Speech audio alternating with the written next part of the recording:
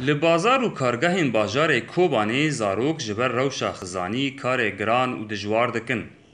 Zarokên temen biçûk dûrî dibistanan û fêrbûniyê kar dikin ta got karibin pîdiviyên malbatên xwe peyda bikin. Zarokên got kar dikin didin zanîn, got ew neçarin alîkariya malbatên xwe bikin. Her wiha diyar dikin, got ew naxwazin xerşkiriyê xandinê barê malbatên wan giran bikin. مصطفى اشكو ما حسب ساعة حافظ ما شغل ايوه ايه بوره ما كان حصل عيشة تارك علي كاسي مش قلتنا اصلا خوش سبي امور بيعيش Rêxistinên civaka sivîl û komîteya kar û barê civakî ya girêdayî Rêveberiya Xweser hewl didin got diyardeya karkirina zarokan di nava civakê de rakin. Ji ber vê yekê jî komîteya karkeran biryarek derxist, ta got xwedeyên kar zarokên biçûk bi kar neynin. Her wiha hewl didin got hin malbatên zarokên xizan bi mûçe bikin.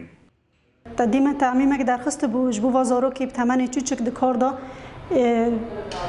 كيمي حيجة سالي جرس کار نکه او کسی کش کار ورنه گرتن نرن کار نکن و خادی خابشینه دبستانن یعنی تدین ها تدنیری دبین زاروک شهیدان نظام محتاجن شغلن اما سیر بخواجی با ودی خواهنه کنن عیشی بکن کنه بکن دی ساجی دشینه کار جبر ملتی من ندوی فرقی دایه انه پیشرو جوان مستقبلک بوان گرگه خواندن وازاریا گرگه و تاني الماديات دفكرن تاني البران دفكرن جبر في اوي مثلا مستقبل زارو كان ب وان داد به ما هم وكسان جبر کار بس هکینن جبو هر کس وگری سر خواندنه و پیشرو جیجی کو امکان بن و کسی کو جبر کار ور نگرتن به محتاج بن ودعي خو ام به ضعیف به امکان به بار اولی کار بن دری من از مارا ودعي وانا مادي يعني امکان بن و کسی کو بیم تكي بما هي 26000 دستيني امكانه بموافرانه بمبلغي ور مساعده بكن چند روشین بوری دا و جبر روشا آلوز تر ریخستنین تایبت بزاروکان لدورے کار نکریه.